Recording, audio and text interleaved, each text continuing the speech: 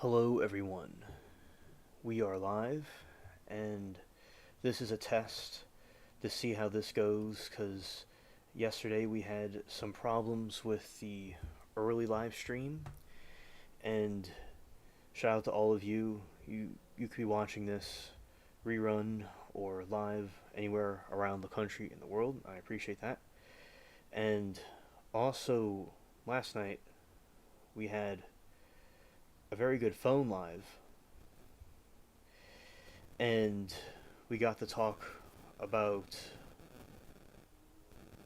Nosferatu, the vampire.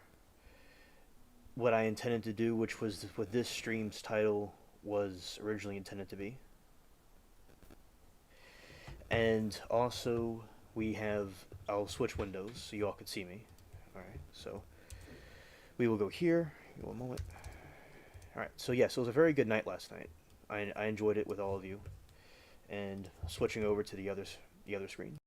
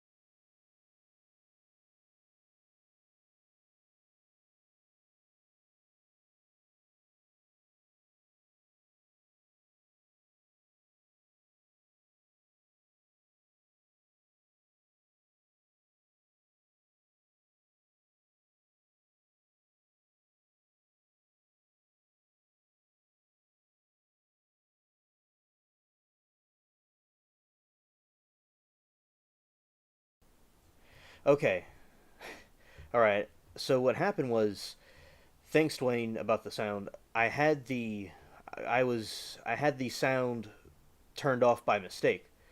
So that is why my sound was off. So I'll start over. So basically what happened was I we had a good live yesterday when we talked about the different things with the vampire movie. We talked about Nosferatu from 1979, and also we talked about some things with the catacombs in France and stuff like that. And I really enjoyed that. It was very fun. And thank you, Dwayne. I'm glad the sound is back. Yeah. So the movie, as I said yesterday, was very good, and I thought very well done. It was all in color, and so in the movie they're showing the loop. Some parts were in subtitles, some parts were not in subtitles. So it was like in another language. It was in German, and yeah, Dwayne, it was nice. I appreciate your comments on the other videos. And yeah, I don't know exactly what was going on with the internet yesterday. It had it's a bit of a stroke. It seems the internet yesterday. Yeah. So here we go. So I'll just go here and go there. Okay. And I'll switch over to this other part right here. All right. The sound is on in this area. That's good. Now we'll go to the. All right. So shout out to the spaceship cats, as I always say, and bring the chat here. And I'll okay. So bring this window down here. All right. So this is since I have the computer, I'll go and talk about 79.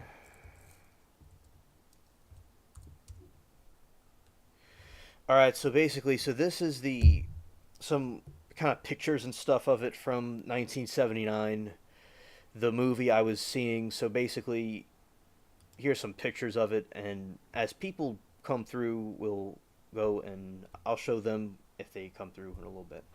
Yeah, so basically, yeah, so these are some of the scenes I was talking about from the movie yesterday. Now, this one was from the original one back from the first one that was made, and this was from the one I saw yesterday, not yesterday, but the day before. And this is another scene, very good cinematography, and it was a very well done movie.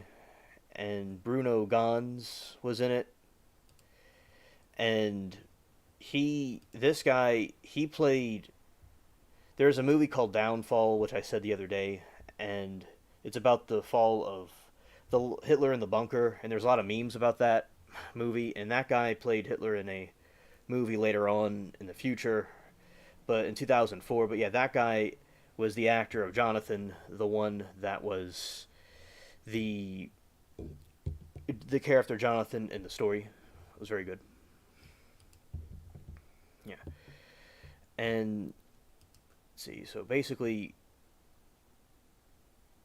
read some information about this. So we have Nosferatu the vampire, and yeah, this story, the original Nosferatu, it was supposed to be destroyed, but it was because of copyright issues. But some copies of the original one, this is a remake of it, but the original one, copies of the original one survived, and that's very cool.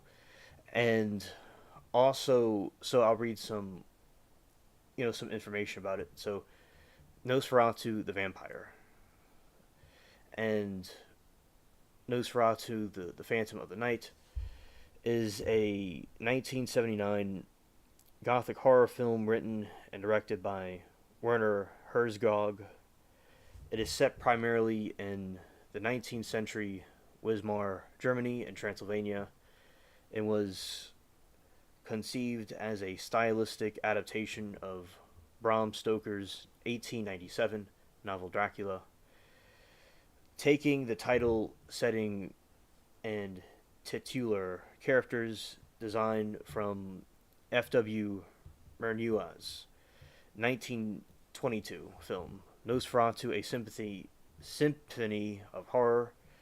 The picture stars Klaus Kinski as Count Dracula and Isabelle Adjani as Lucy Harker. That was another character. Bruno Gans as Jonathan Harker. And the French artist-writer Ronald Tupper and Reinfeld. There are two different versions of the film. One in which the actors speak English, which I did not know that, and one in which they speak German. Alright, so some more information about it. Herzog's production of Nosferatu was very well received by critics and enjoyed a comfortable degree of commercial success. The film... Hey, Danny. Good to see you, bro. So, Danny, I'm talking about the vampire movie that I saw 2 days ago about Nosferatu from 1979. And Danny, I hope that you're having a good day. Herzog's production of Nosferatu was very well received by critics, and you didn't know that, Dwayne? Yeah. I didn't know that either. Herzog's production of Nosferatu was very well received by critics and enjoyed a comfortable degree of commercial success. The film also marked the third 5 collaborations between director Herzog and actor Kinski, immediately followed by 1979's Weizsäck. The film had 1 million admissions in West Germany, and yeah, so this was the time of the Iron Curtain, so there was West Germany and East Germany, and grossed 53 million in Italy. It was also a modest success in Ajani's home country, taking 933,533 admissions.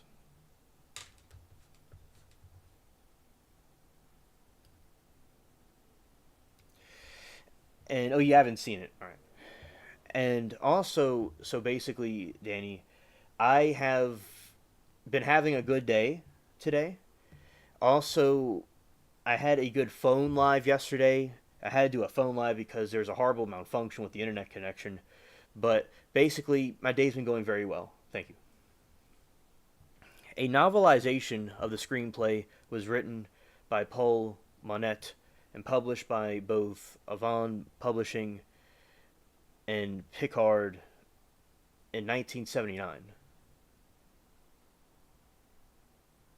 Okay, Dwayne, you have a good evening, sir. Okay. In 1979, the 1988 Italian horror film Nosferatu in Venice is a sequel to the name only against the featuring Kinsinski in the title role. Alright, we'll talk about the plot.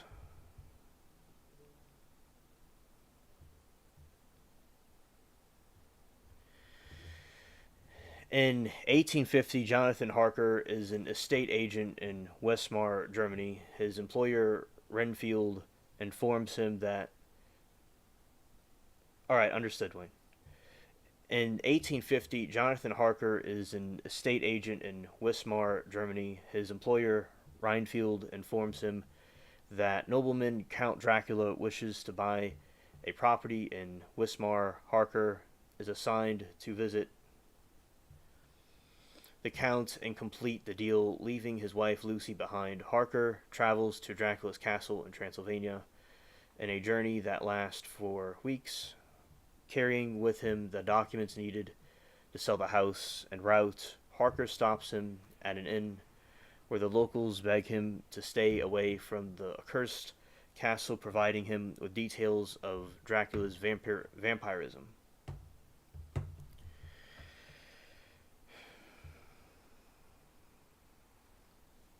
Ignoring the villagers' pleas and superstition, Harker continues his journey, ascending to Borgo's Pass on foot and arriving at the castle where he meets Dracula, a man with large ears and pale skin, sharp teeth, and long fingernails. The Count is enchanted by a small portrait of Lucy and agrees to purchase the Wismar property, especially with the knowledge that she would become his neighbor as Jonathan's visit progresses. He is haunted at night by several encounters with Dracula. In Wismar, Lucy is tormented by nightmares, plagued by images of impending doom. Meanwhile, Renfield is committed to an asylum after biting a cow. Well, yeah, he's going to. That's assault right there on that cow. Apparently, having gone insane. Hey, Matt, good to see you, and I agree.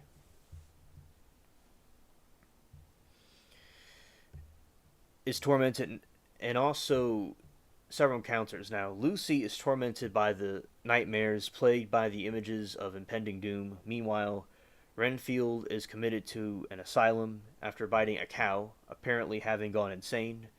To Harker's horror, he finds the Count asleep in a coffin, confirming to him that Dracula is indeed a vampire. That night, Dracula leaves for Westmar, taking coffins filled with cursed earth that he needs for his vampiric rest. Harker finds himself imprisoned in a castle and attempts to escape through a window via makeshift rope fashioned from bed sheets. The rope is not long enough, and Jonathan falls, severely injuring himself.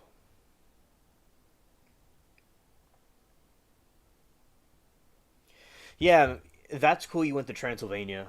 I would imagine it's very enchanting. The next morning he awakes on the ground, stirred by the sound of a young Romani boy playing the violin. Eventually sent to the hospital, Jonathan raves about black coffins to the doctor, who assumes that the illness is affecting his mind. Dracula and his coffins travel to Wismar by ship via the Black Sea port in Varna, thence through the Bosphorus Strait of Gibraltar and around the West European Atlantic coast to the Baltic Sea. He deletes the ship crew, making it appear as if they were afflicted with a plague.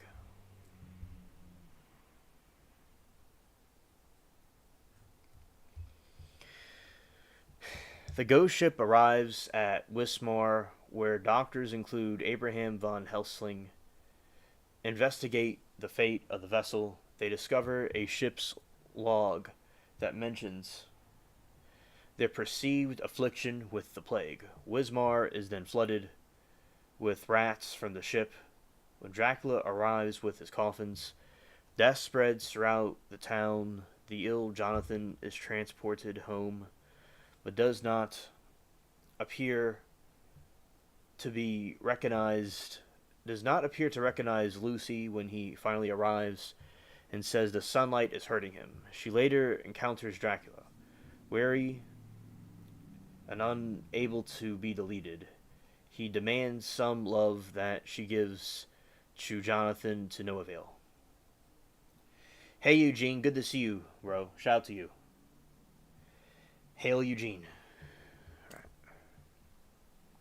Now aware that something other than a plague is responsible for the death that has been beset Wismar, Lucy tries to convince the townspeople who are skeptical and uninterested, engaging in a dance macabre and having not aware that something other than a plague is responsible for the death has bestowed Wismar. Lucy tries to convince the townspeople who are skeptical and uninterested in engaging in a danse macabre, which is the dance of death, and having a last supper. From a book given to Jonathan by the Transylvanians, Lucy discovers she can defeat Dracula by distracting him until dawn, at which the time the rays of sunlight will destroy him, but only at the cost of her own life. And remember yesterday in the stream that I had during my phone live, I was talking about how she was, which this is in all the Nosferatu versions, that he visits her in like the middle of the night and distracts her, and he's just like chowing down on the blood, and then the sun rises and he doesn't understand it's about to be daytime, and then he gets, you know, deleted. So that was something I mentioned yesterday. Only at the cost of her own life. Jonathan becomes more sick as his memory worsens and his skin turns pale. That night, Lucy puts a ring of crumbled, consecrated hosts around Jonathan and lures Dracula to her bedroom where he drinks her blood.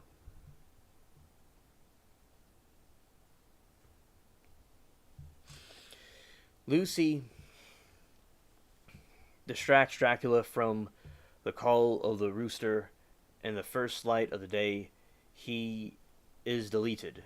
Van Helsing arrives and discovered Lucy has been deleted, but victorious, he then drives a stake through the heart of Dracula to make sure that Lucy's sacrifice was not in vain.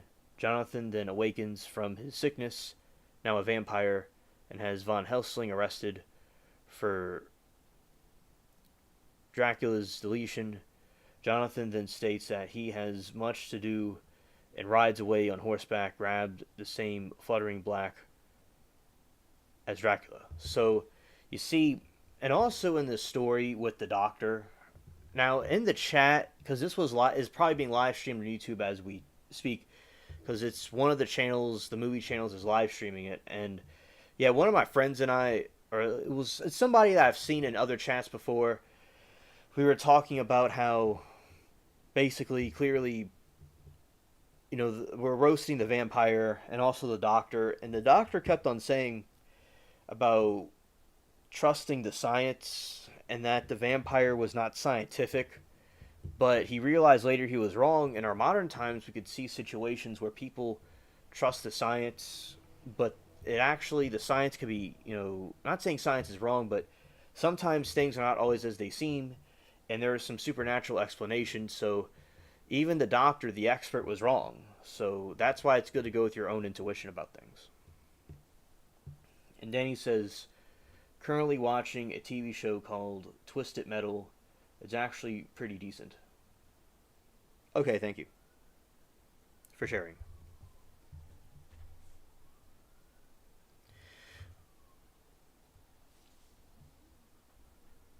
Ah,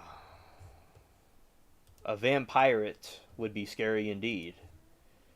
Scared. I just saw a picture of an artistic interpretation of a vampire zombie of Jack Sparrow, Captain Jack Sparrow. So that is really interesting.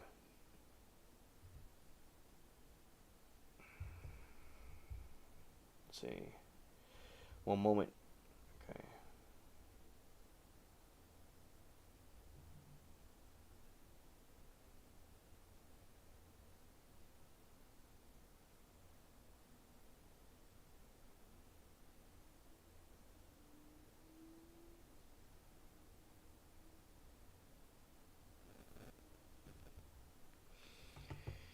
Matt says someone should make a movie about vampire pirates. Yes, somebody should. I totally agree with you. I totally agree. Eugene says, I'm working on songs inspired by teen, young adult movies with horror movie twists. And I can't tell if that's an 8 or a B. Horror B or horror 8. I'm not too, because the letters are kind of small. I'm not too sure. Okay, Eugene. Thank you for the information. I'm sure that's going to be very excellent music. Thank you. They could sail at night, though. At night, though. Sailing at night's the point. All right. So here we go. We have some background about this. Background. While the basic story is derived from Bram Stoker's novel Dracula, director Herzog made the 1979 film primarily as a homage remake of the F.W. Murnau silent film Nosferatu, 1922, which that was over 100 years ago.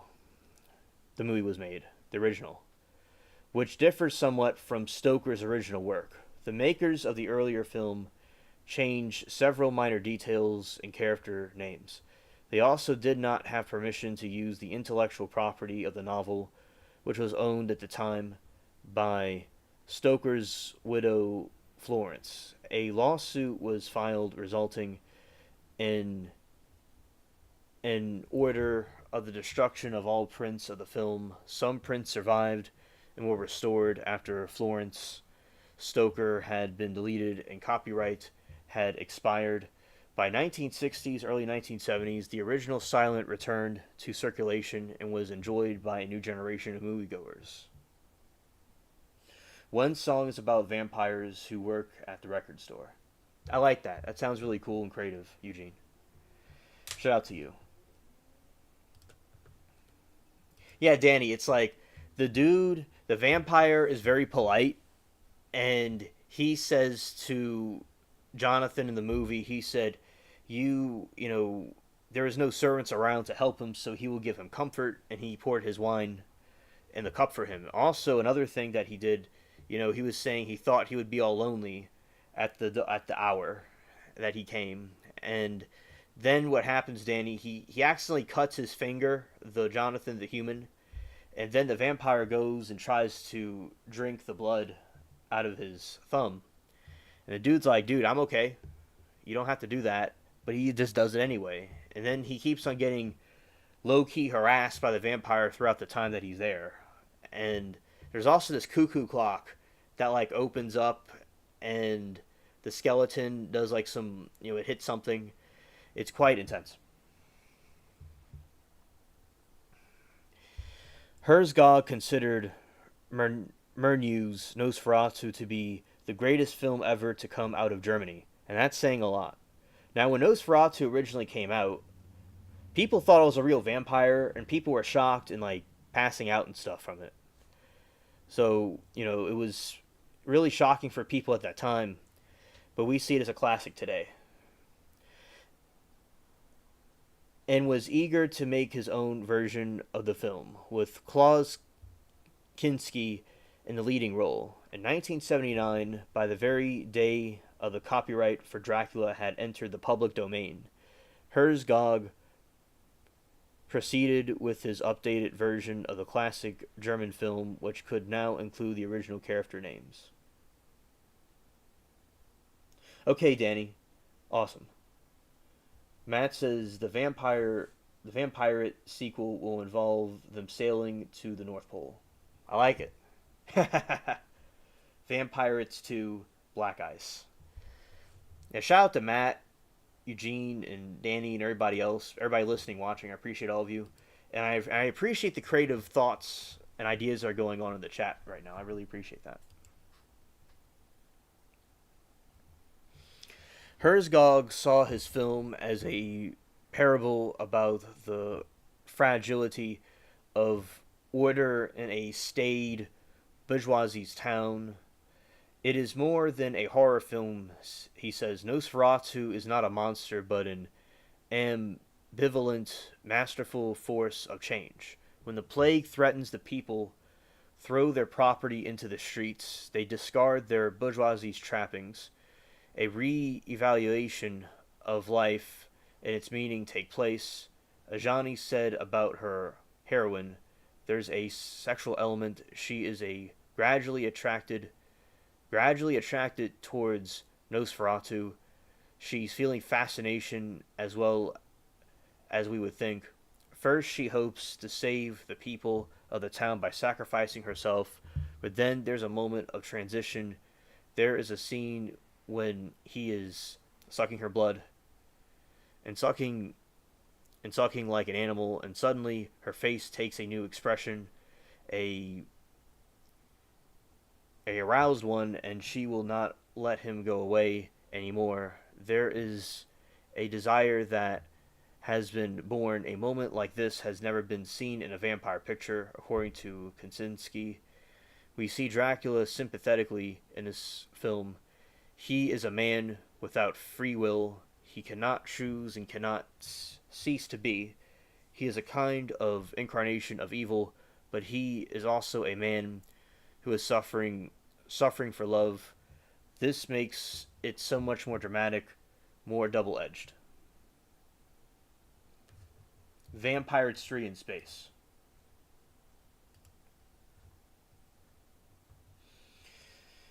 Danny says, I really like Ethan Hawke vampire movie. I can't remember the name. Alright. Oh, and there will be a vampire movie called The Priest. Awesome movie. Okay. Vampire 4. Vampirates versus Nazis.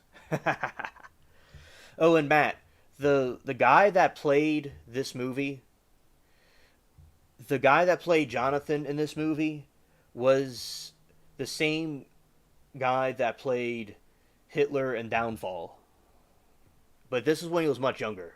So it's very interesting. You should say that. And this also, we're going to talk about the filming. Nosferatu, the Vampire, was co-produced by Werner Herzog Film Production, French film company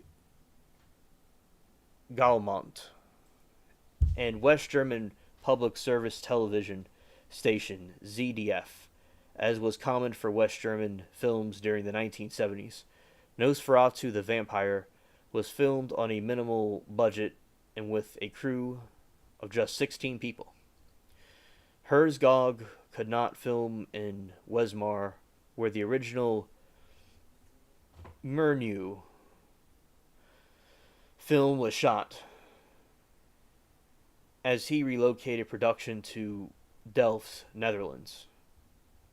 Yeah, so this film was filmed in Delft, Netherlands. By the way, that's where it was filmed. And that's what the chat was asking me when I was in that chat, because my buddy and I, we were like, kind of like, we're roasting a vampire for being evil, and then they asked me, like, where's this film? And I told them it was Delft, Netherlands. That's what I saw. So that's pretty interesting. Parts of the film were shot in nearby Schiedam after the Delft authorities refused to allow Herzog to release 11,000 rats for a scene in the film.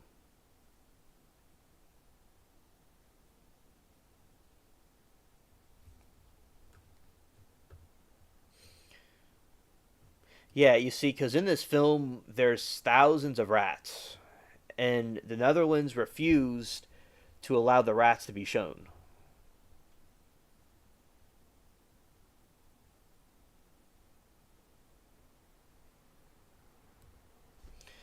And Eugene says it was Daybreakers. Thanks, Eugene.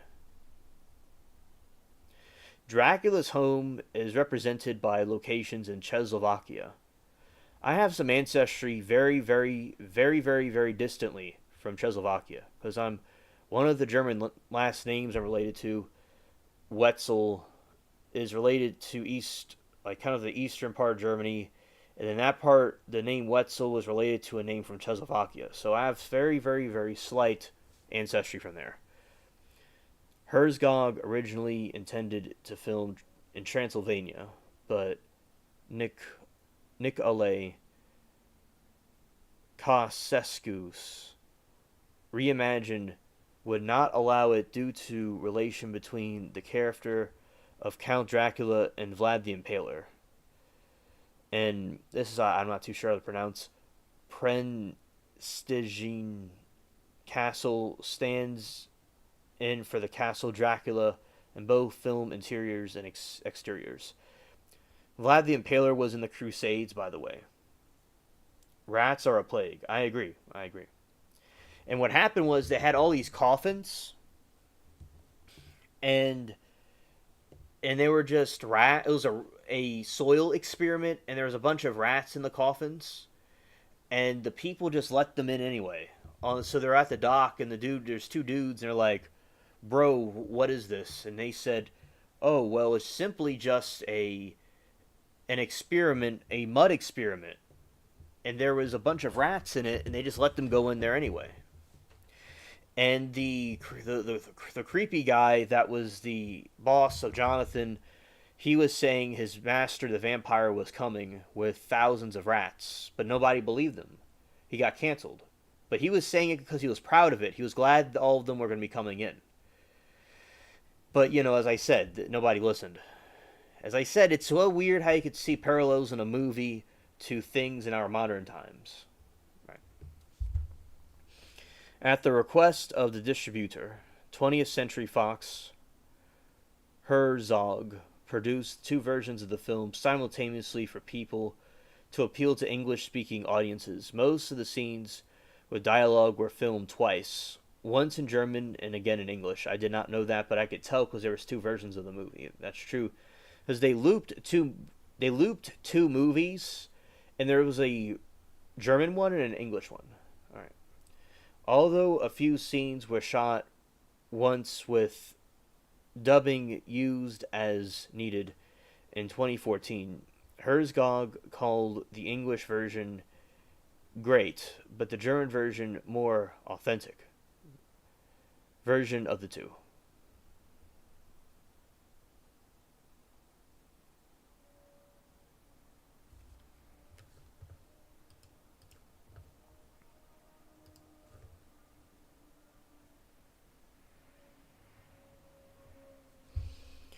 Herzog himself filmed the opening sequence of the mummies of Guanajuato Museum in Guanajuato, Mexico, where a large number of naturally mummified bodies of the victims of 1833 cholera epidemic are on public display. Herzog had first seen the Guanajuato mummies while visiting the 1960s on his return to 1970s.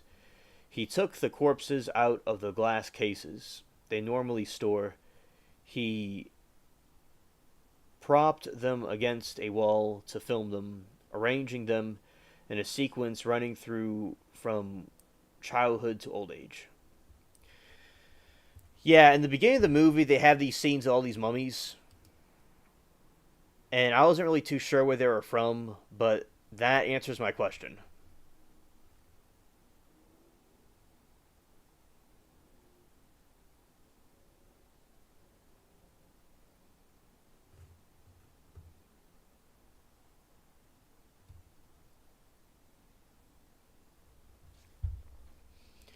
Kaczynski's Dracula makeup with the black costume, bald head, rat-like teeth, and long fingernails is an imitation of Max Schreck's makeup in the original 1922 film. The makeup artist who worked on Kaczynski was the Japanese artist Reiko Kruk. Although he fought with Herzog and Kaczynski himself, several shots of the movie are faithful reincarnations of iconic images of Murnau's original film. Some almost perfectly identical to their counterparts, intended as homogeneous to Murnau. Seven Takes Manhattan.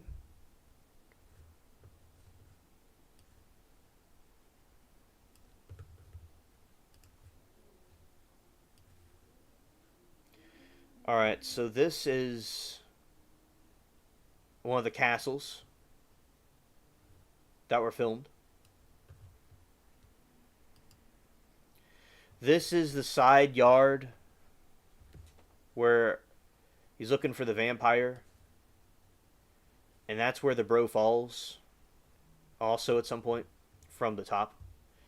You could see the different in the lighting for when it's dark and dreary.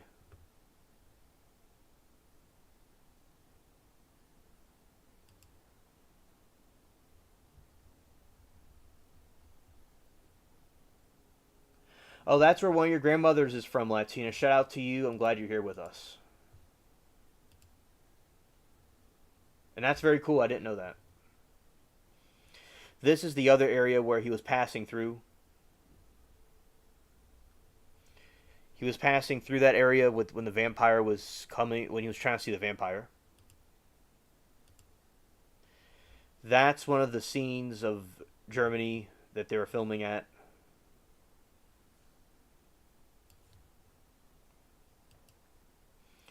That's another scene. Alright, and that's the... Alright, so... You have the different areas. So basically we have... The Dracula's home was the first one. The inner ward within the castle entrance. And where Dracula's crypt goes.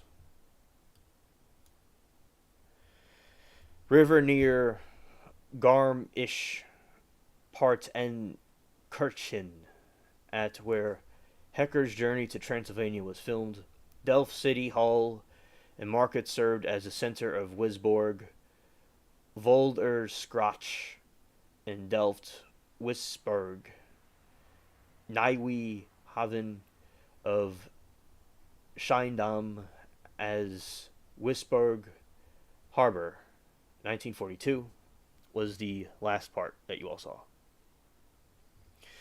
And we had the music. The music in this film was excellent. The music was very well done. It was... My friend Toronto John was saying how the film music was excellent. But with the film, when the vampire was drinking her blood, there wasn't much noise. There wasn't really much noise. There wasn't any music. So there was a slurping noise, but there wasn't any noise from any music. So that was really cool how they have some scenes, very powerful scenes with no music.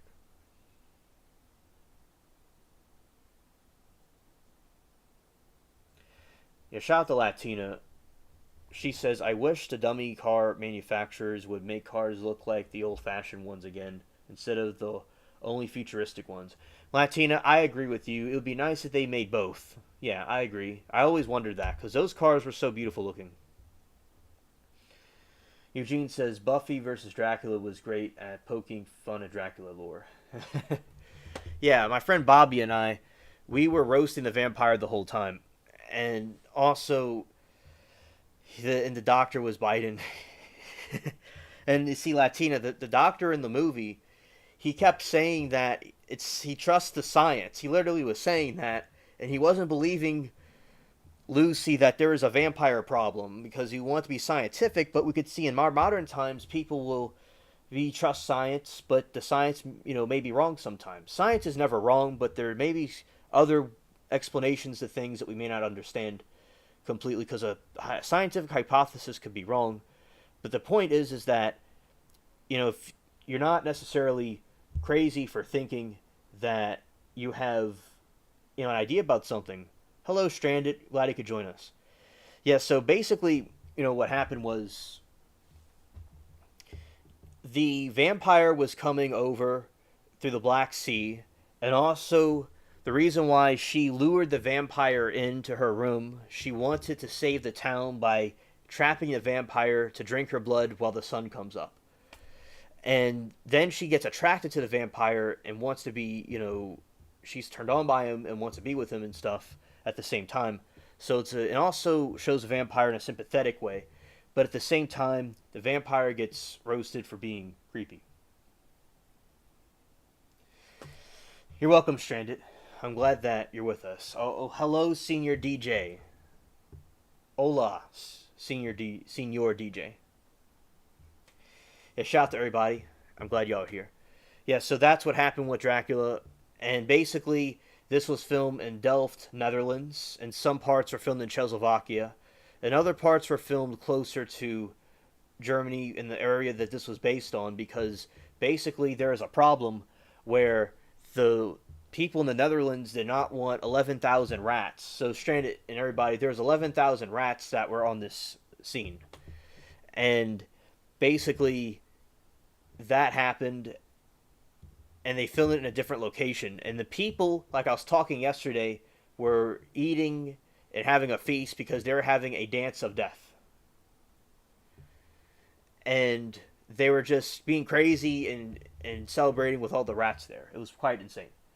And she was trying to convince the people that there is a vampire problem and this plague happened and caused so much destruction. And we're talking about the music score, and my friend Toronto John was saying about how the music score was excellent in this movie. I know, Stranded, right? The film score in Nosferatu the Vampire was composed by West German group Popol Vuh. Vuha. No. Yeah. And I don't know what that is exactly, but it's a music group. I never heard of it. Was a German musical collective founded by keyboardist Freund Frickel. No, Frick. Popol Vuh. Which have collaborated with Herzog on numerous projects. Music from the film compromises material from the groups Bruder des Schattens, Sohn des Lichits. Additionally, the film features Richard Wagner's prelude, Das Rheingold.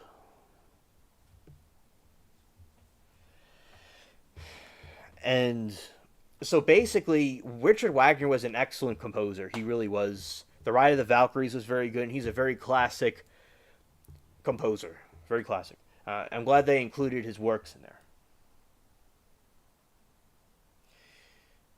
Ghost has a song called Rats. Danse Macabre. Yeah. Thanks, yeah. And Eugene, what he said, that is what they had in the movie. Danse Macabre.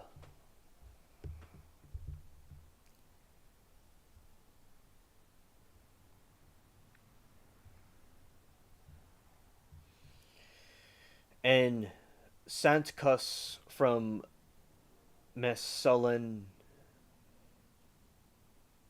El Sayante, and traditional Gregorian folk song Tiscanskaro, sung by vocal ensemble Gordella.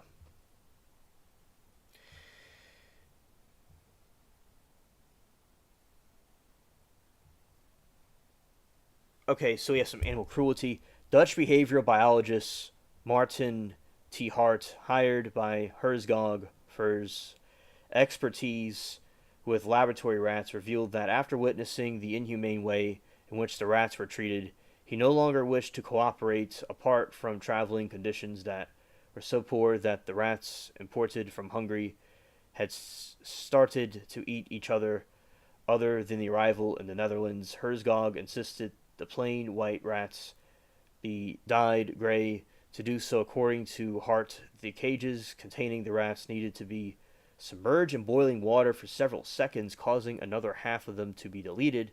Surviving rats proceeded to lick themselves clean of the dye immediately. Hart predicted they would. Hart also implied sheep and horses that appear in the movie were treated very poorly. And you see, any further did not specify this any further. And this is back in a different time period in the 70s, and it's good now. They treat animals better now, and they should have treated. I understand he may have been trying to get some sort of effect because these rats were in these coffins shipped over from the Black Sea, so they're not going to be happy rats. But now with our modern technology, we can, in better regulations, the animals can be treated better. Shout out to the animals. And the regular way of spelling the word gets insanely zapped, censored beans. Yeah. All right. Release as Nosferatu Phantom der Nacht in German, and Nosferatu the Vampire English is filmed entirely in 29th Berlin International Film Festival, where production design Henning von Gurk won the Silver Bear for Outstanding Single Achievement. Film review aggregator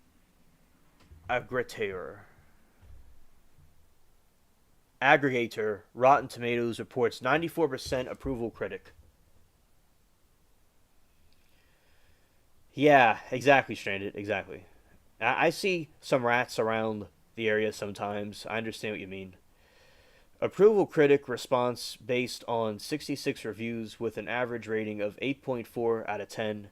The website's critical consensus states stunning visuals from Werner Herzog and an intense portrayal of the famed bloodsucker from Klaus Kinski makes the remake of Nosferatu horror classic in its own right.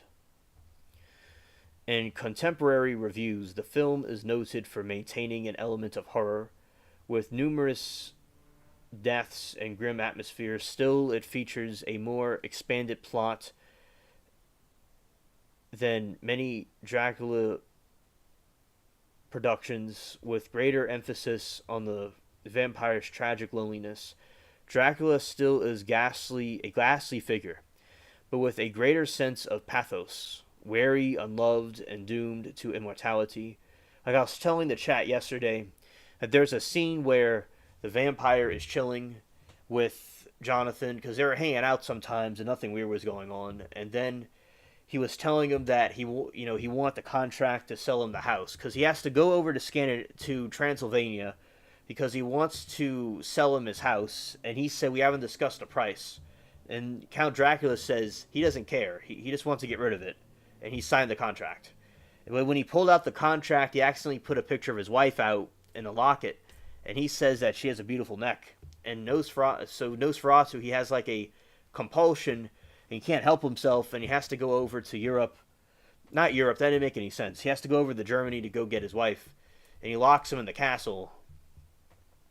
And so basically, as I said, the vampire very, very polite.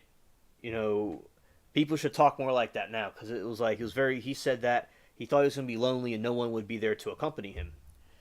And he was eating some cool looking ham, and it looked pretty cool, but as I said, it didn't go too well later on. And there's the scene, the dude was locked in this castle, and then he goes into the courtyard, and he looks into this crypt, and he sees bro chilling in the coffin with his since with my phone, I have both my hands available now. So vampire was like this. And, with his eyes open, and he realized he was talking to a vampire, not a regular person. And I do think Nosferatu, he reminds me of a gray alien, the way he looks. Because one of the gray aliens, like Skinny Bob, for instance, he's wearing all black, and he has he looks a lot like a vampire, the gray alien. So I think that's interesting. He looks kind of like an alien looking. And in contemporary reviews, the film is noted for maintaining an element of horror, with numerous deletions and atmosphere, still features more expanded plot than Dracula productions, with a greater emphasis on the vampire's tragic loneliness. And Roger Ebert of Chicago Sun-Times reviewed the film upon its 1979 release, giving it 4 stars out of possibly 4, writing, "There is nothing pleasant about Herzog's vampire, which was played totally without an ego by Klaus Kinski." Herbert added, "This movie isn't even scary. It's so slow. It's meditative at times, but its most evocative series of images centered around the idea of vampire that I have ever seen." F.W. Marnew's Nosferatu, which was made in 1922 and 2011, Herbert added that the film to his great movies collection. Concluding his review, Elbert said, "Oh yeah, you got plenty of tree rats." One striking quality of the film is its beauty. Herzog pictorial eye is not often enough credited. His film always upstage. It was their themes. We are focused on what happens. There are a few beauty shots. Look here at his control and the color palette. His off-center compositions of the dramatic counterpoint of light and dark. Here is a film that does honor to the seriousness of vampires. No, I don't believe in them, but if they were real, here's how they must look. And yeah, so basically, and I really enjoyed this movie very much. And the original one came out in 1922. And also, just to recap, that Herzog's production of Nosferatu was very well received by critics and enjoyed a comfortable degree of commercial success. The film also marks the third of 5 collaborations between the director Herzog and actor Kolinsky. Not Kolinsky, but Ken Siski. It's very similar. Immediately followed by 79's Wojciech. The film had over a million admissions in West Germany and grossed 53 million in Italy. It was also a modest success in Ajani's home country, taking 933,533,000.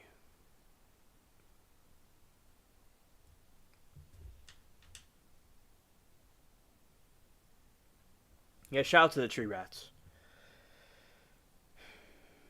And in 1850, that's when it takes place, Jonathan Harker is an estate agent in Wismar, Germany. His employer, Renfield, which is really an apprentice of Dracula, informs him that the nobleman Count Dracula wishes to buy a property in Wismar.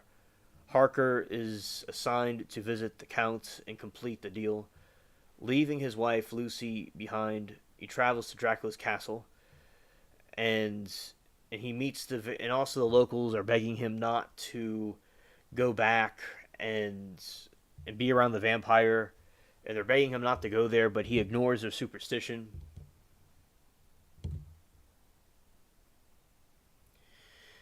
I did trend it. Yes, it's been a long time since I've seen it, but I've seen it.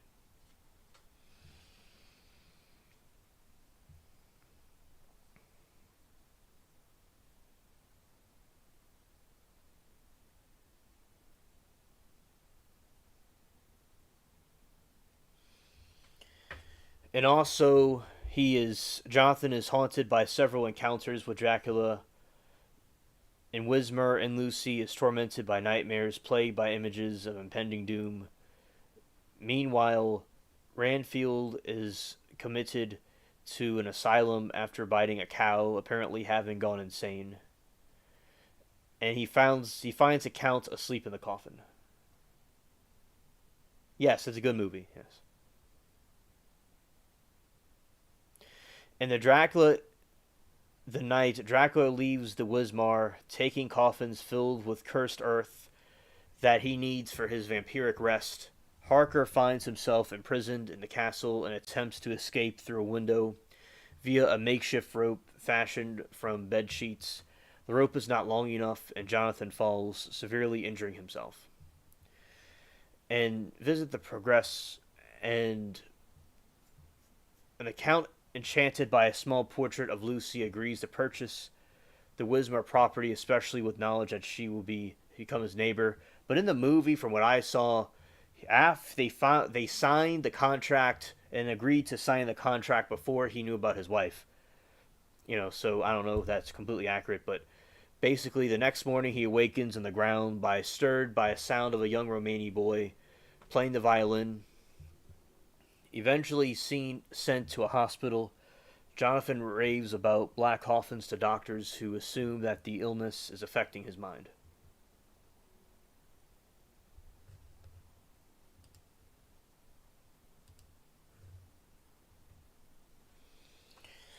Eugene, I thought the same thing about Nosferatu 2024. I There are some scary movies that are released around Christmas and November and December, because December's a very dark and like cold wintry time period, and there's a lot of like, I know, like Scrooge is kind of like a horror movie. Ebenezer Scrooge. But yeah, it should have been this month, and I don't know all the reasons, but it is a dark, cold month. But yeah, I do agree with you.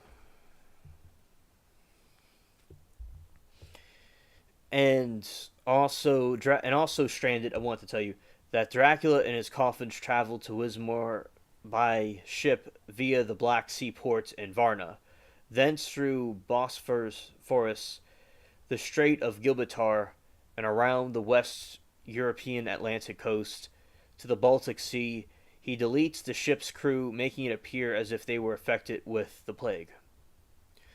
The ghost ship arrives at Wismar, where doctors, including Abraham von Hessling, investigate the fate of the vessel. The Discoverer ship's lung that mentions the perceived afflicted plague. Wismar then flooded with rats from the ship. When Dracula arrives with his coffins, the death spreads throughout the town, and the ill Jonathan is transported home but does not recognize Lucy, and he becomes a vampire himself. Not aware that something other than a plague is responsible for the death has beset Wismar, Lucy tries to convince the townspeople, who are skeptical, uninterested, engaging in danse macabre after and having a last supper. From a book given to Jonathan by Transylvanians, Lucy discovers she can defeat Dracula by distracting him until dawn, at which the rays of sun will destroy him, but only at the cost of her own life. Jonathan becomes more sick as his memory worsens and his skin turns pale. The night, Lucy puts a ring of consecrated host around Jonathan and lures Dracula to her bedroom, where he drinks her blood. Lucy distracts Dracula from the call of the rooster, and first light of day he dies. Von Hessling arrives, discovers Lucy's deleted body, and she was victorious in defeating the vampire. He then drives a stake through the heart of Dracula to make sure Lucy's sacrifice was not in vain.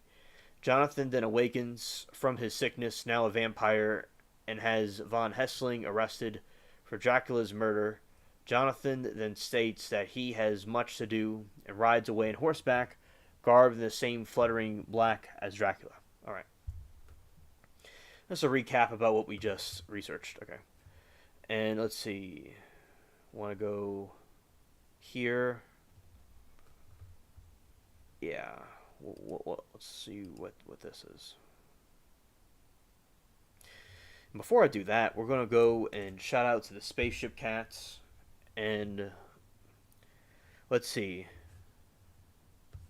Let's look up some things.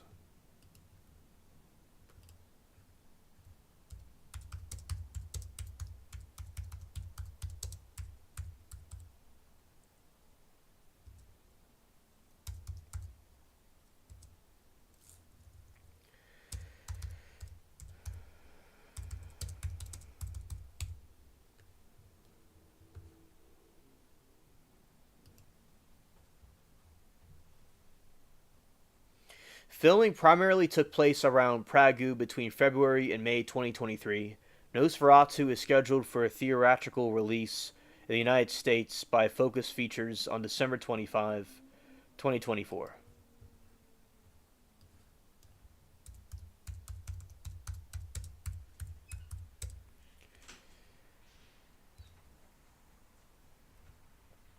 All right, and this is the Nosferatu of 2024, and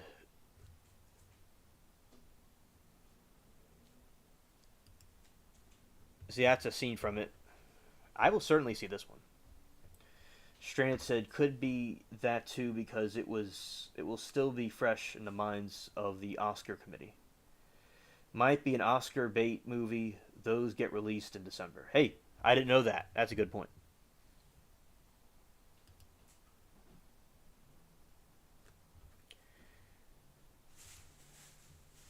And these are some posters of it. It's really cool. Just like the classic one.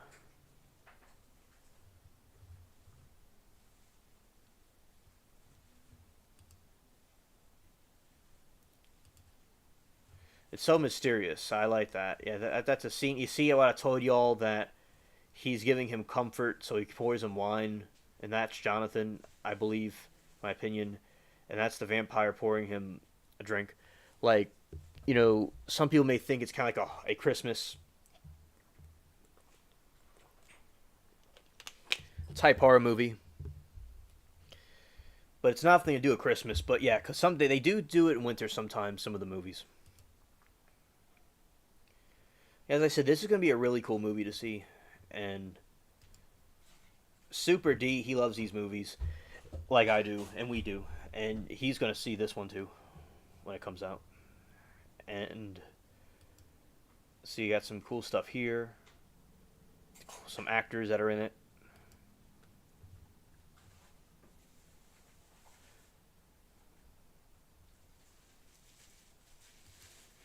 Stranded.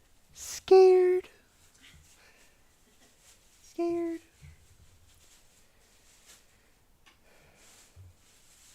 Oh yeah, he's in it. The dude that played it. Bill Skarsgård. Yeah, that's what I want to show y'all. That's a part of the vampire with a cloak over himself. Vampire kind of reminds you of the Nephilim, or some sort of offspring of the Nephilim. That's what he reminds me of. Alright. And this is the one I saw recently, the other day.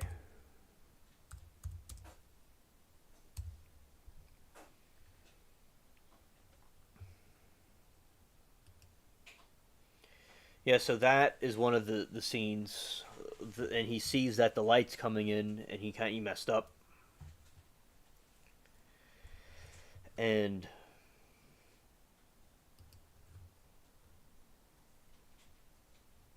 that's him, chowing down. He's about to have himself a meal, pretty much.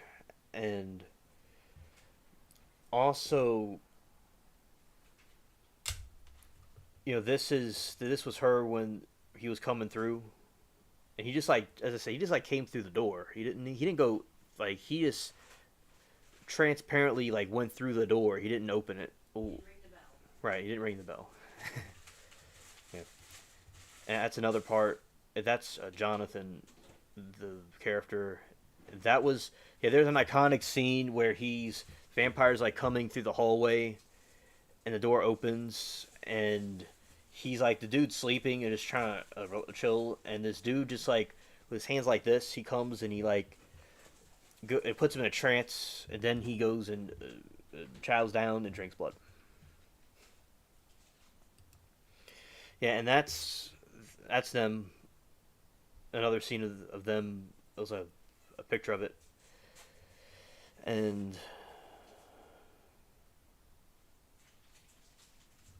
that's the vampire up close. As I said, he looks like an alien.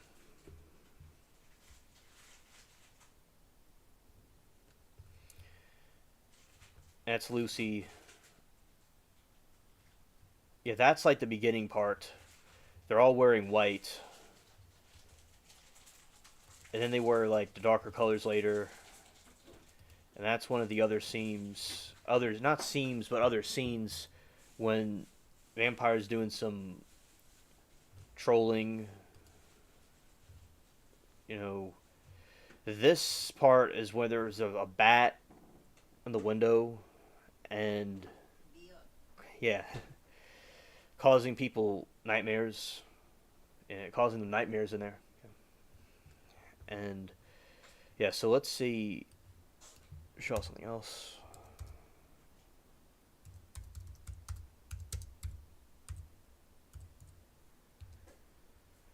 Let's see. These are the rats.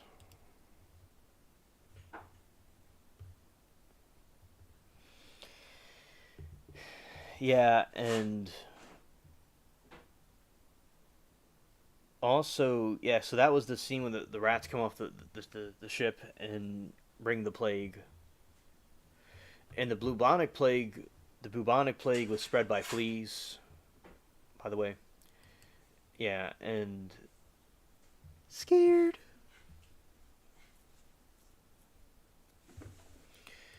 Yeah, those were like when the people were having their dance of death, and there was like some farm animals chilling. That's really small pictures, but yeah. So that you see, they're surrounded by rats, and they're just like chilling. Yes, correct. They gave him the appearance of a bat. Yes. Yeah, and that is their dance of death.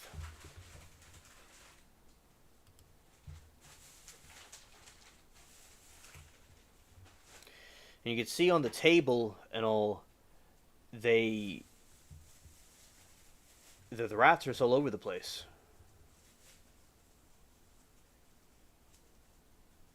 Yeah, they're just eating everything, and yeah, so very good tactics. And this is a scene where she's like walking up the steps and going into the place where, inside that other room, that inside that building, and she walks over the rats, and that's some superhero moves right there, because for her to have the nerve to walk around the rats is bold.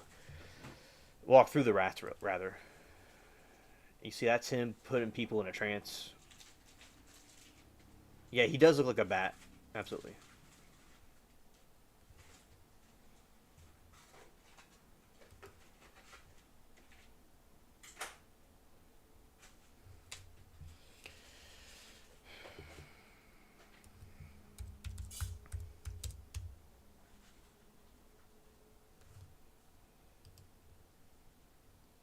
Some interior of the castle,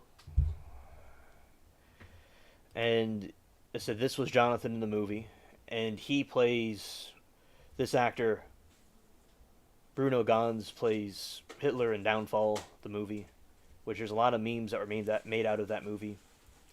And that was him when he was much younger, and he's a Swiss actor. Yeah, see, this is the scene I was talking about where the vampire's going to give him to help him. There's no servants around, so he was going to go and give him comfort with wine, and he words it like that, and they're just like chilling in that scene. There wasn't anything weird going on there, and he thought he was just going to be all lonely there, and yeah, that's when he was being weird,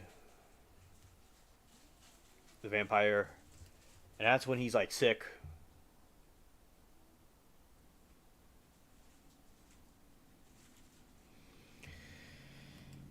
Here's some other scenes of the castle. You'd see how the architecture is really on point. It's really enchanting, and people building these structures, because a lot of I wish they would make more buildings like this today. Because I don't think they really build things like they used to build them. The architecture of the past is very appreciated, and yeah, so that's like another view. This was not the original Dracula from 22. This was from 79, and they have all. It's not the same castle; it's a different castle, but it's so cool to see these castles now. Very, very fascinating. Now, this is how it's depicted in the movie.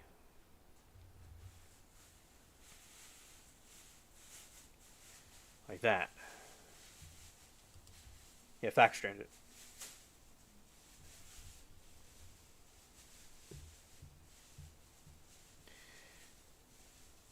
Yeah, and that is another scene from the dining room.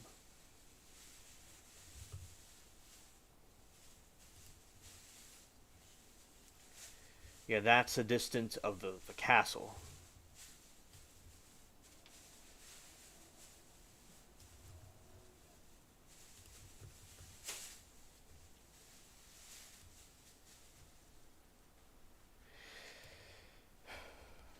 Okay. See the Phantom.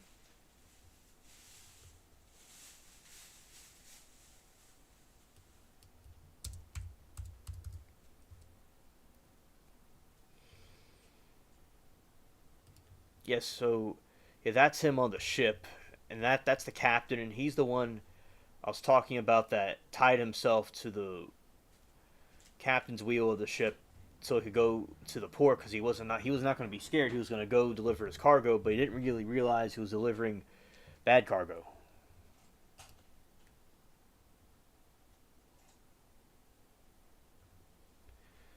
Yeah, and this is a scene by the beach. Of course, it's a little bit different looking than beaches you'd be. It's a very dreary beach and very iconic scene. And also the tombstones are very interesting too. And yeah, this was in West Germany, and they have these scenes of the vampire running, and it was hilarious. It was absolutely hilarious when the vampire was running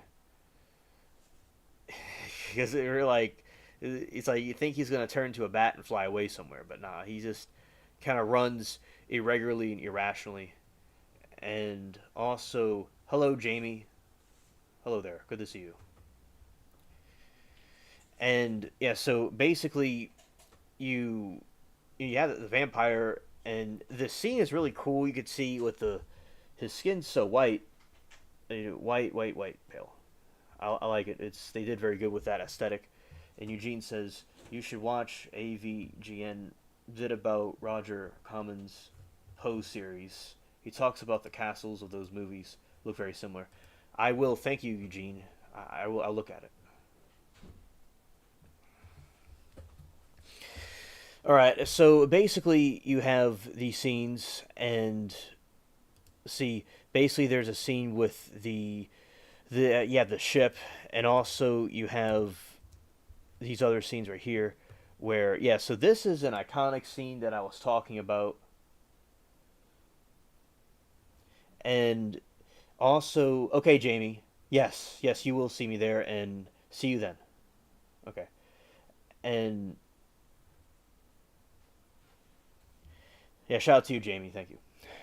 And yeah, so basically with this situation, this is the iconic scene I was talking about where the vampire comes through and he's looking over Jonathan, and this is where he's going to go and drink his blood.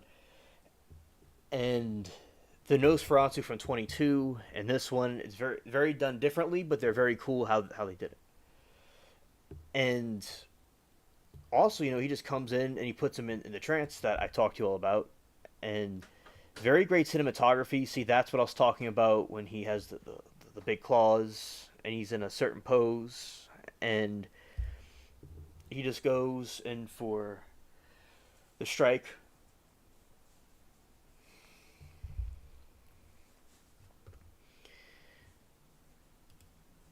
Yeah, and that's the vampire close up.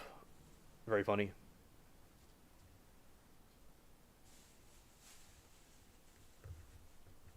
All right.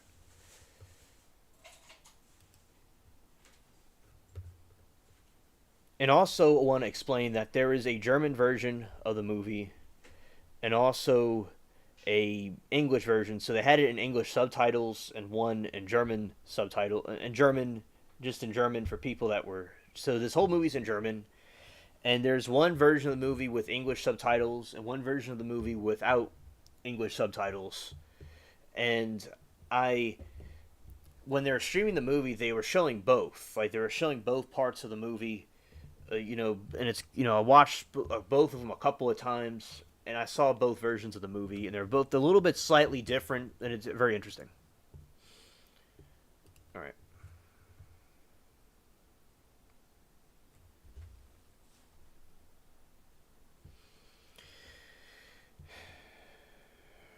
And then we'll talk about what the Dance of Death is.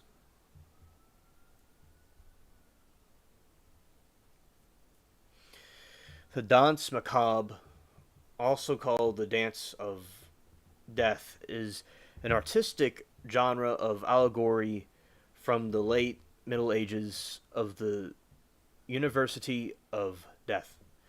The Dance Macabre consists of the dead or personification of death summoning representatives from all walks of life to dance along to the grave, typically with a pope or emperor, king, child, or laborer. The effect of both frivolous and terrifying beseech its audience to react emotionally.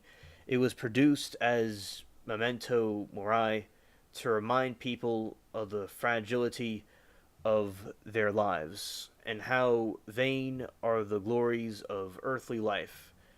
Its origins are postulated from the illustrated sermon texts and earliest recorded visual scheme, apart from the 14th century triumph of death painting, and now was Lost Mural of the Holy Innocents Cemetery in Paris, dating back to 1924 and 1925.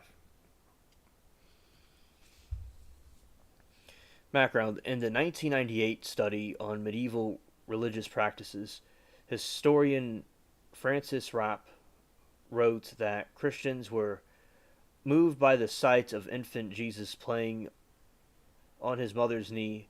Their hearts were touched by the piety, and patron saints reassured them of their presence, but all the while the Danse Macabre urged them not to forget the end of all earthly things.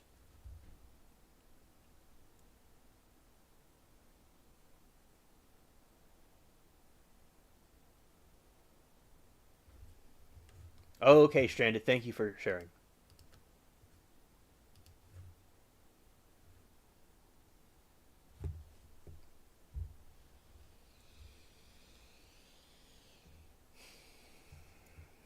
Stranded says because they can get away with more stuff in movies and Journey than they can in America. Okay, thank you for that information. Danse Macabre was enacted by village pageants and court masquerades with people dressed up as corpses from various strata of society. It may have been the origin of costumes worn by Ala Lotide in her thesis, The Black Death and Its Effects on the 14th and 15th Century Art. Anna Louise des Ormeaux describes the effect of the Black Death on art, mentioning the Danse Macabre as she does. Some plague art contains gruesome imagery that was directly influenced by mortality of the plague or by medieval fascination with the macabre and awareness of deletion that were aggravated by the plague. Some plague art documents psychosocial responses to fear the plague aroused its victims. Other plague art is of a subject that directly responds to people's reliance on religion to give them hope. The cultural impact of mass outbreaks of disease are not fleeting or temporary. The effect can endure the initial stage of outbreak and the deep enchanting enacted upon the cultural and society. This can be seen as artworks or motifs of Danse Macabre, as some attempted to cope with death surrounding them. So that's what they were doing in that movie in particular. Paintings. What often considered to be the earliest recorded visual examples of the lost mural of Southwall contemporary, the Holy Innocents of Paris. It was painted in 1924 and 1925 during no, actually 1424 and 1425 during the regency of John Duke Bedford. It features an emphatic inclusion of a dead crowned king at a time when France did not have a crowned king. The mural may well have been political subtext. However, some have argued that 14th century triumph of death paintings, such as the fresco by Francisco Triani, are also examples of danse macabre. Dance macabre. There were also painted schemes in Basel, early dating from 1440, a series of paintings on canvas by Bernd Notke in Lubeck. The initial fragment of the original Bernd Notke painting, Danse Macabre, and St. Nicholas Notke painting, Danse Macabre, is a St. Nicholas Church of Tallinn, Estonia, and paintings of back wall of the chapel of Marija na Skranam of the Istrine town of Buriam, painted by Vincent of Castov, the painting of the Holy Trinity Church of Hastrovaje by John Castov. Alright, so that's the painting in question.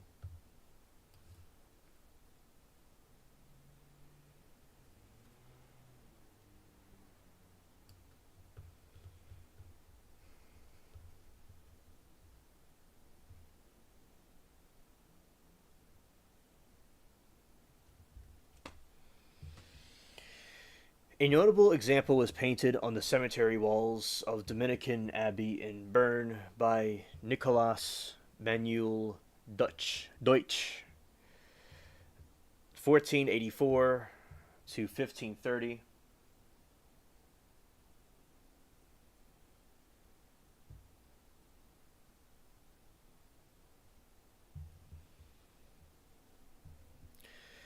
This work of art was destroyed when the wall was torn down in 1660, but a 1649 copy of Albert Cailloux is extant. There was also a dance of death painted around 430 and displayed on the walls of the Pardon Churchyard at Old St. Paul's Cathedral, London, with the text of John Lydgate, known as Dance of St. Pauli's, which was destroyed in 1549. The death horrors of 14th century, such as reoccurring famines of the Hundred Years' War in France, and most of all the Black Death, were culturally assimilated through Europe. The omnipresent possibility of sudden and painful death increased the religious desire of penance, but is also evoked a historical desire for amusement, while still possible at the last dance of cold comfort. As cold comfort, Dance Macabre combines both desires in many ways similar to the medieval mystery plays. The Dance with Death allegory was originally didactic dialogue poem to remind people of the inevitability of death, and he advised them strongly to be prepared at all times for death. Kind of reminds you of Fear the Reaper.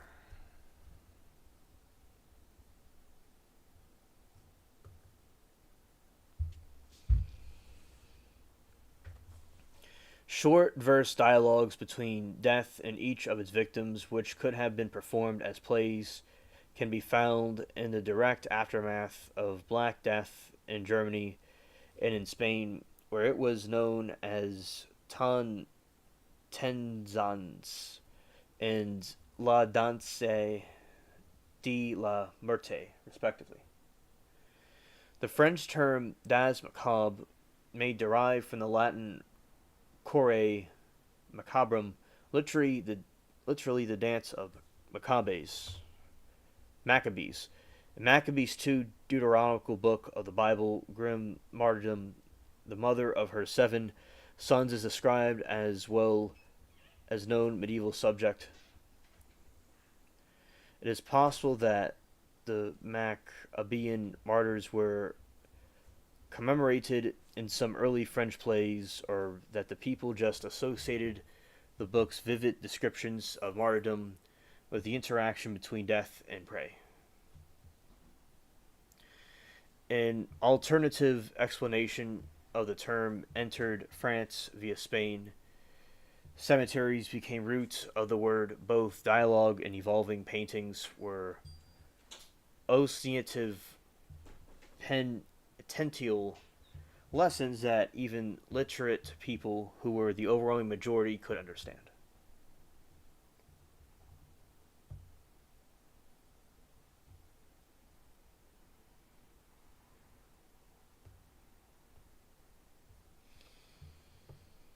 Mural painting. Let's see.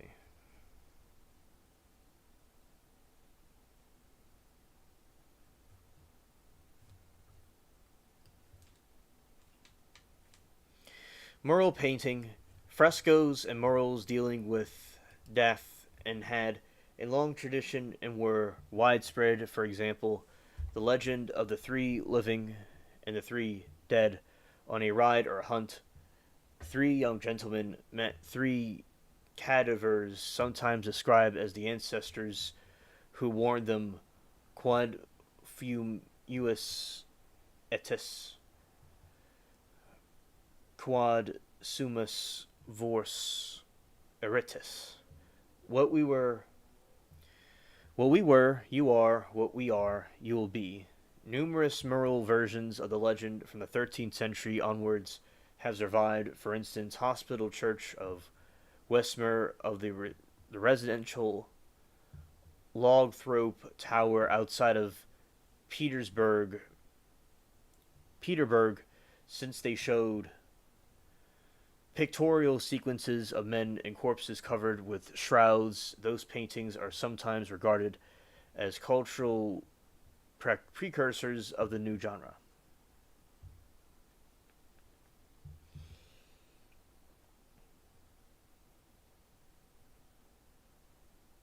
It was the Black Death, Eugene. It came from the Black Death. And that, the ring around the rosy, yeah, all this. So, like, what these people did, they would dance and have parties and stuff and celebrate while death was going on around them. And this is a derivative from the Nosferatu movie, so I wanted to, share this information with y'all. And also, another thing, we will be talking about those mummies in another stream, by the way, from Mexico. A dance macabre painting may sound a round dance headed by death, or more usually a chain of alternating dead and live dancers from the highest ranks of medieval hierarchy, usually pope or emperor, descending to its lowest beggar, peasant, and child. Each mortal's hand is taken by animated skeleton or cadaver. The famous Totentanz by Bernd Notke is St. Mary's Church of Lubeck, destroyed during the Allied bombing of Lubeck in World War II. Well, did they rebuild the church? They could always rebuild it. It looks like they rebuilt it. They rebuilt it. Presented the dead dancers as very lively and agile, making the impression that they were actually dancing, whereas their living dancing partners look clumsy and passive. And the apparent class distinction in almost all of these paintings is completely neutralized by death as the ultimate equalizer, so that a socio-critical element is subsequently inherited to the whole genre. The Totentanz Metens, for example, shows how a pope crowned with his tiara is being led into hell by death. Yeah, this is the painting below.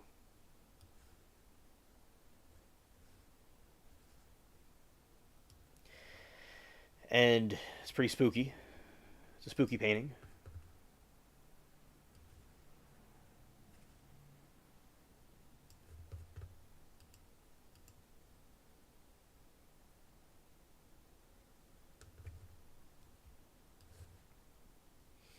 It's the Pope being led to his death. And everybody's just dancing and chilling. And that's Count Dracula. That's the Vlad the Impaler right there, it looks like.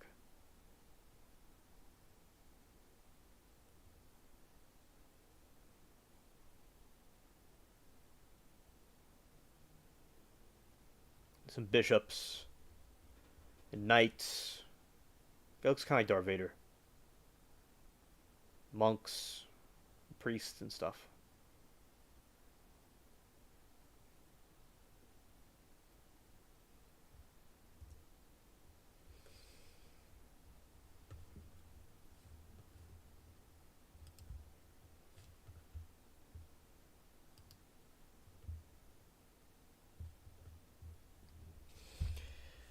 Usually, a short dialogue is attached to each pair of dancers in which Death is summoning him, or more rarely her, to dance.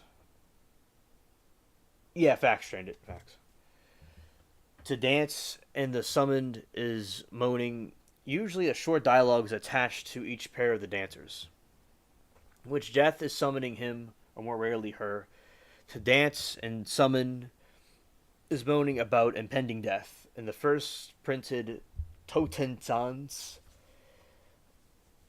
Enon Vyaseliger Ub and Deutsch Escher Totentans Heidelberger Blockbush.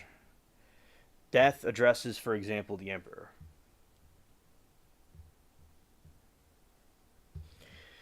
Emperor, your sword won't help you out of the scepter, and the crown are worthless here. I've taken you by the hand, for you must come to my dance. So they're dropping bars. The skeletons were dropping bars.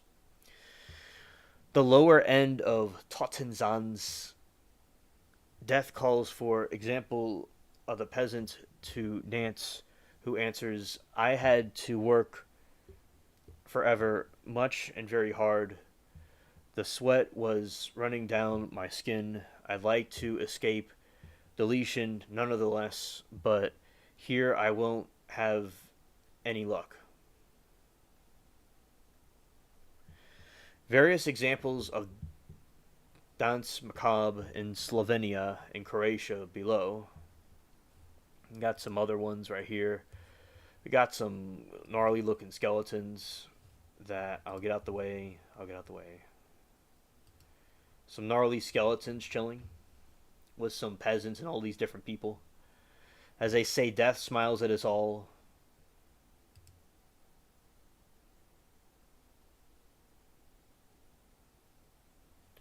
Very interesting, and that was their way of coping. See, they didn't have YouTube, they didn't have like the technology we have now, so that was their way of expressing themselves.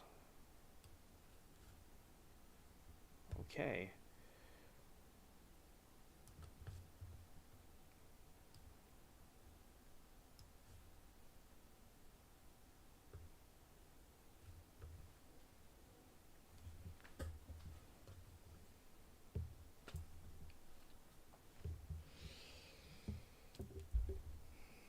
Dance of Death replica 1500s.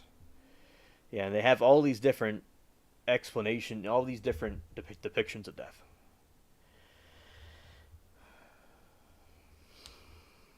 Uh oh.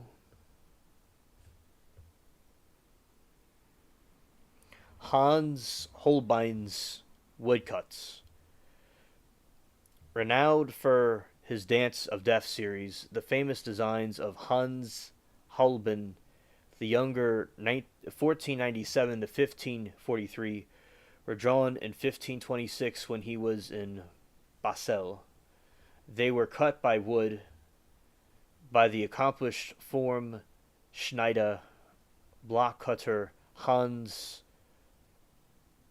Lutzelberger, which that's my name is Hans, so there you go. Shout out to the Hanses.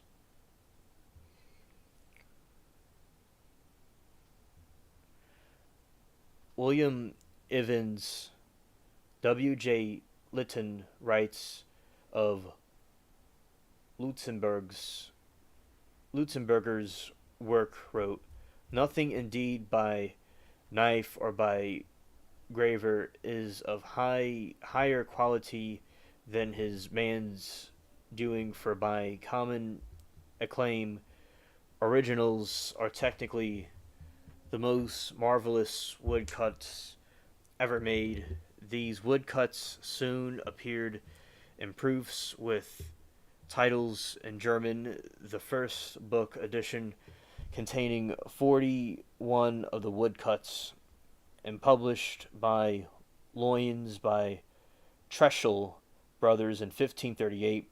The popularity of the work and currency is of its message are underscored by the fact that there were 11 editions before 1562 and over 17 centuries, perhaps many as hundreds of unauthorized limitations of further designs added to the editions."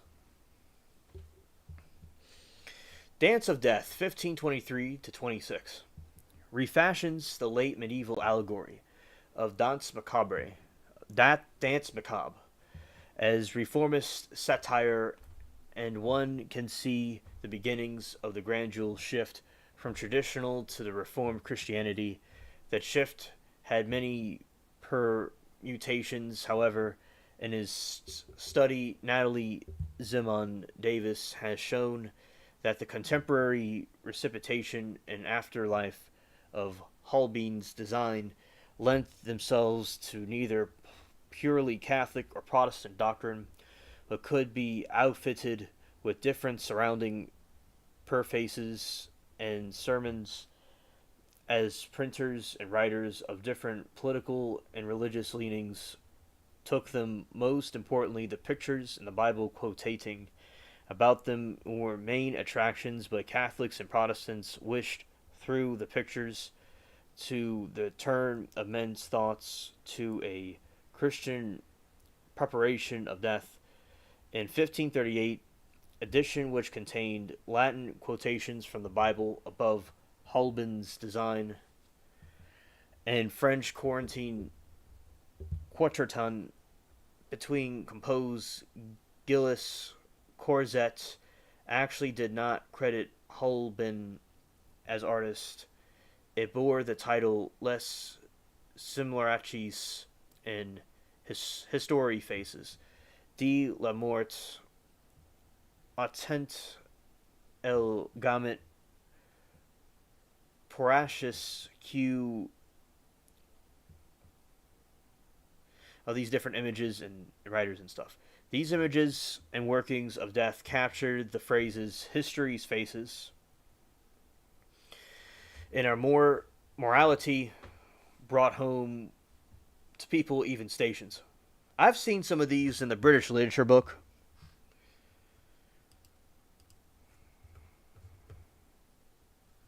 Yeah, that looks like death chilling and having a party.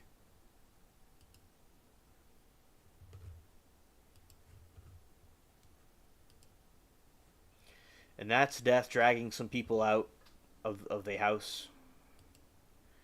This man looking like he came from the Aztec jungle with that thing on his head.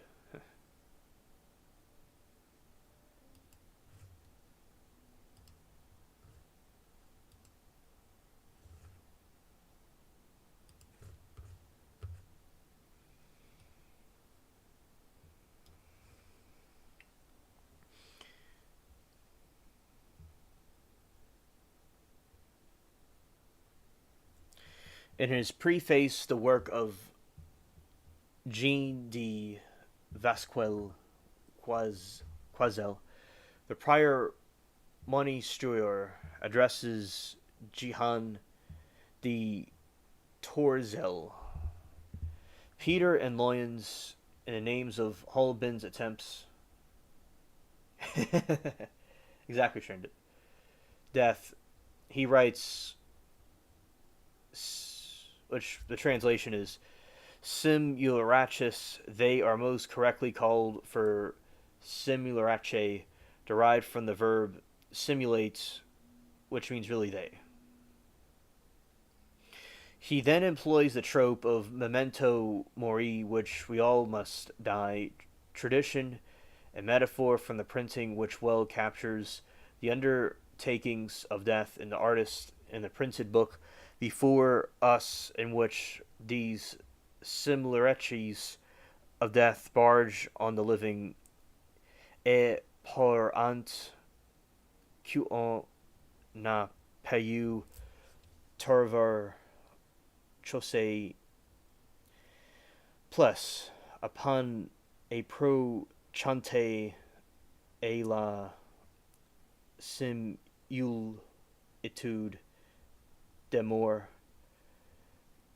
que la personne morte de effigie sim alrachis, and which means, and yet we cannot discover any one thing more near or the likeness of death, and that the dead themselves whence comes these simulated effigies and images of death, and its affair which imprint the memory of death which more force than all rhetoric.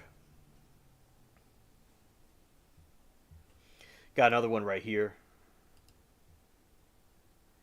That's death farming, so death is farming.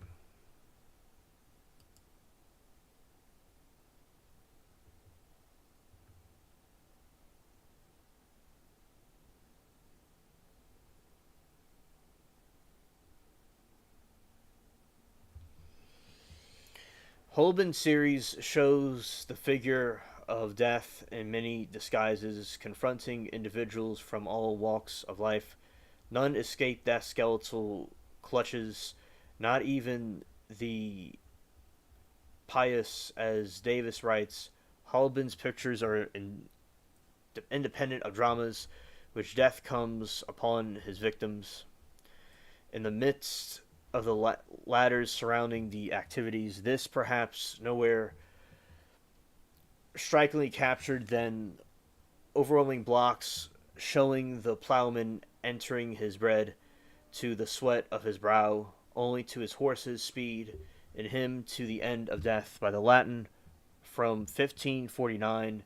Italian edition pictured here reads in Sedor voltis tui viscris pentiono. Tio. Through the sweat and the brow you shall eat your bread, quoting Genesis, like what you reap what you sow. Italian verse translates, miserable the sweat of your brow is necessary that you acquire the bread you eat.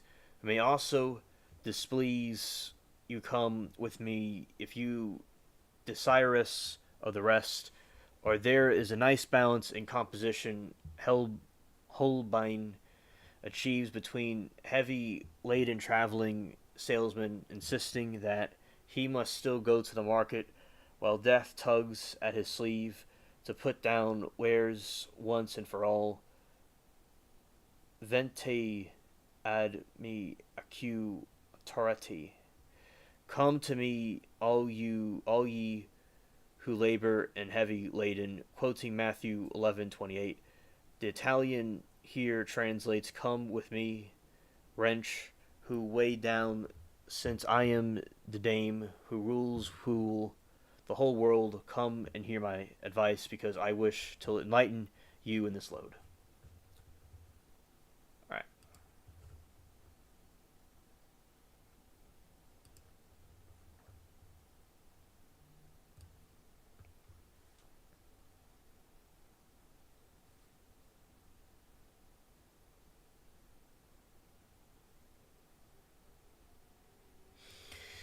All right, so basically, and that is it for this short live stream that I conducted. I was able, and yesterday, last night, we had a very good phone live, and I will do more phone lives, by the way, Stranded in chat. I'll do more phone lives because that was really cool.